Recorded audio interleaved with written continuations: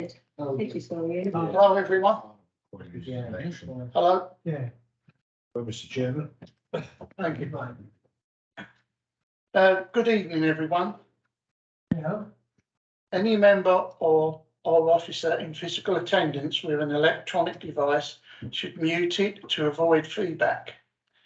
Any remote participant, please keep your camera and microphone off unless you wish to speak. And ideally, do not use the camera facilities at all, as this can affect the quality of the meeting.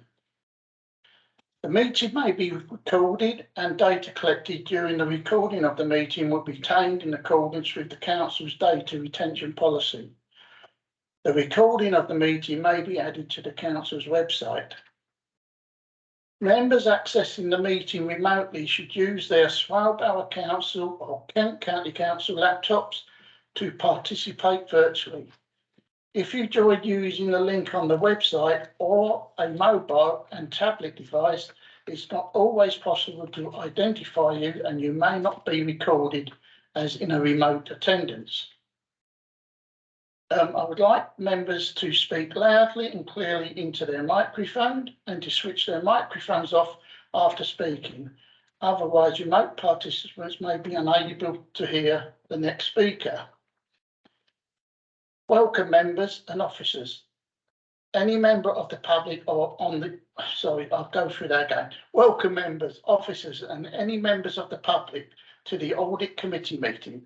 The following staff are in attendance: Director of Resources, Lisa Fillery; Head of Finance and Procurement, Claire Stanley; Head of Audit Partnership, Catherine Woodward; Democratic Services, Philippa Davis. Are there any other officers in attendance? Are members all aware of the emergency evacuation procedure?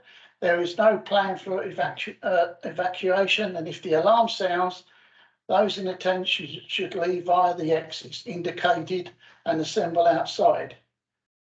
Is there anyone in attendance with a mobility issue? Please indicate now. You look all fit. Are there any apologies for absence? Thank you, Chair. Apologies have been received from Councillor Angela Harrison, who is substituted by Councillor Tony Winkless, and from Councillor Anne Hampshire, and also from Councillor Peter Marchington. Thank you. Thank you. Are there any declarations of interest? Do members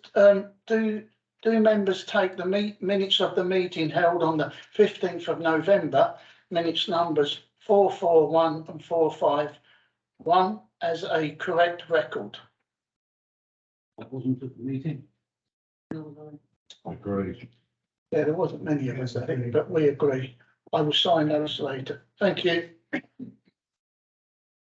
The first item is a Part A report for recommendation to the Policy and Resources Committee.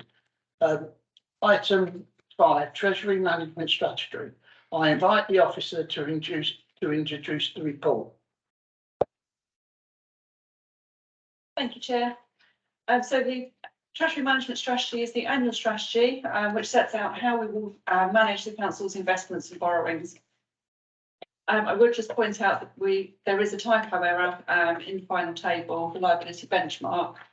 The figure for the 31st of March 2025 should be a positive 6.6 million rather than negative 6.6 million. The strategy is an update from the previous year. Fundamentally, there's no real changes with how we're proposing to manage Treasury management. However, the global economic position is certainly less certain than it has been of recent times, and interest rates are much higher. The strategy's aim is still to require us to ensure security of funds as far as possible and to manage liquidity. And these are higher priority than the financial return that we would get from investments. And that is what is set out here through the strategy.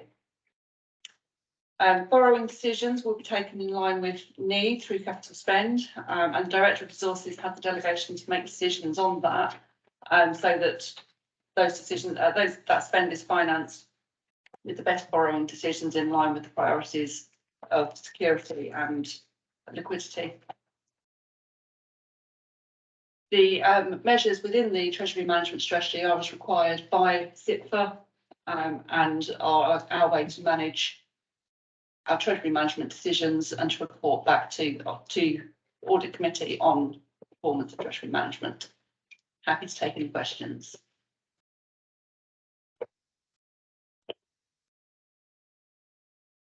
Right, has anyone got any questions? Councillor Richard Palmer. It's just on page 13, it's just an interest really, because the report's fine as it is. The housing repair loan. Adaptations for people who need to stand their own home. I thought after 10 years, they didn't have to repay them. So does that cause a risk for the council, or am I thinking of something else? I think you might be thinking of something else. These loans are where we have a formal arrangement with homeowners on the predication of us making the loan in the first place. So we will double check that. But if we have made a formal agreement for a loan and it's been given for a certain length of time, then that will still be in place, even if it's longer than the 10 years. Councillor Henderson. Thank you, Mr. Chairman. I think I'm right in saying that the question of what Swale Council borrows money for is not technically part of the Treasury management, but can I just clarify that we still have an overall rule that we will only borrow money to do things within the Swale Council area? Yes, from the presentation that we had earlier, Rosa mentioned the capital strategy, and that will form part of the budget report that's coming to P&R next week, and that is what is within there. So yes, our borrowing will always be to support our capital programme, and it's up to the administration of where we deliver our capital programme, but at the moment everything is in the borough, so yeah. That's fine, thank you. Any other questions? Right, this is there is one recommendation. Do I have a proposal to agree to the recommendation? Councillor Richard Palmer, a seconder. Councillor Henderson. Could I have everyone vote, please? That's carried unanimously. Thank you.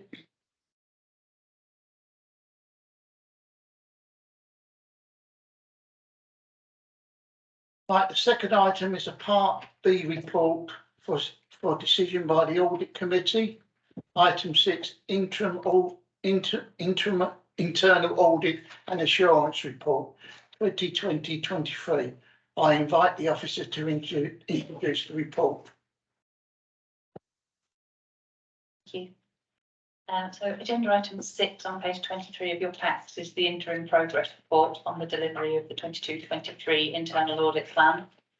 So I've now been in post for approximately 8 weeks, and I'm gradually getting to grips with each of the organisations in the partnership, which includes Swale Borough Council. So back in November, you received a report on progress, and this report today updates that report since I've been in post to give you my overview of where I think we are, obviously because there's been a period of vacancies within the team. So that's the first thing that I want to talk to you about today is the resources of the internal audit team. So obviously now I am in post, which has filled a significant gap that the team had. However, I have still got 3 vacancies within my team. And the turnover of the staff within the team has created some issues with the delivery of the audit plan for this year. So we've appointed a contractor to assist us with the delivery of this audit work. So that will hopefully fill some of the gaps that we've had this year. The next area I want to talk to you about is the progress on this year's plan to date. So on page 27 of your reports, I've included a new table which shows the progress to date. So far we've completed 2 audits and one from last year as well, which you can see the details of at Appendix A.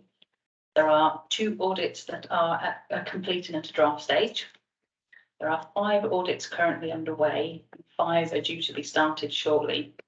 So it's not uncommon for a greater number of audits to occur in the last quarter of the year. I appreciate it probably does look a little bit odd that we're already in quarter 4 and we are what would perceive to be quite a long way behind, but that's quite normal in the world of audit, that everything happens at the end of the year. And we've run on slightly beyond the end of the financial year as well when we're completing our work. So the biggest area of concern for myself as the head of internal audit and also for Lisa as the Section 151 officer is whether or not there's enough assurance work being delivered for me to issue an annual audit opinion at the end of the year. So point 13 of my report, I've detailed various factors that I take into account when I'm considering my annual audit opinion.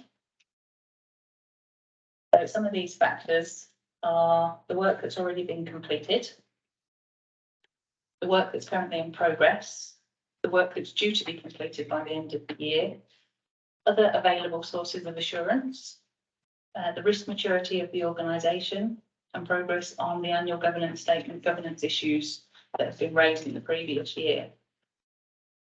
So based on all of these factors, I am confident that I can provide an annual audit opinion, and delivering that is achievable to this committee by the end of the year.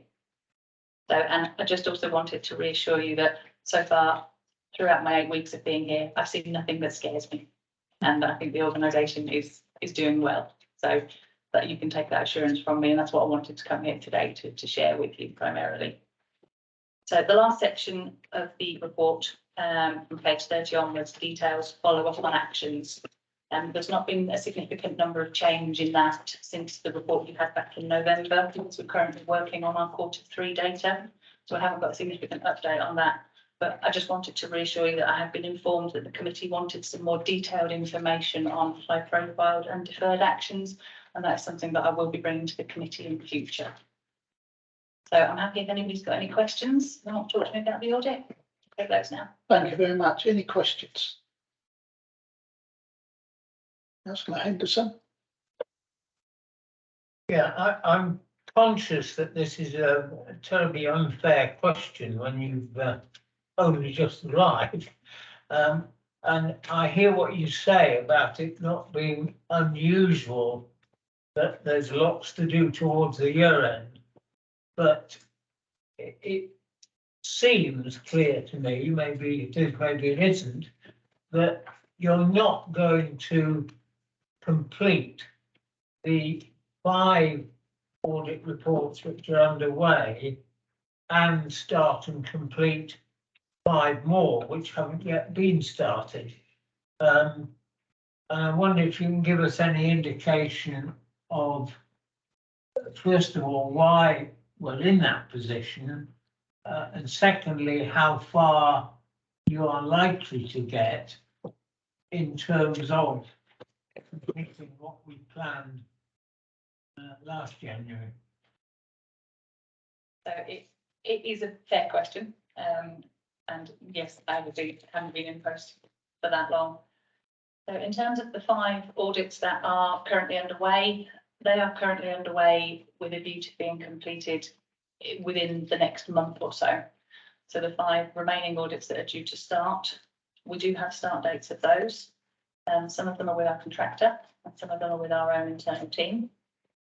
And I'm meeting with my team quite frequently to ensure that they will deliver on time. I'm working up to a date of the end of May. So that's the date I'm working on to try and get all of this work completed by. So we've still got 4 and a bit, obviously when I wrote this report, which was earlier in the month, we've got nearly 5 months still left to complete a lot of this work. So I am quite confident that the majority of this work will get completed before I need to deliver an annual audit opinion to this committee. Okay, thank you very much. Any more questions from anyone? No? Right, there is one recommendation. Do I have a proposer to agree the recommendation? Councillor Henderson, thank you, and a seconder. Councillor Simon Clark. All those in favour?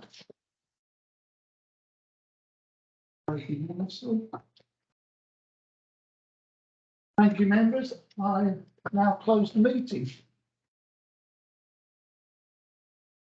Sorry, Derek, you still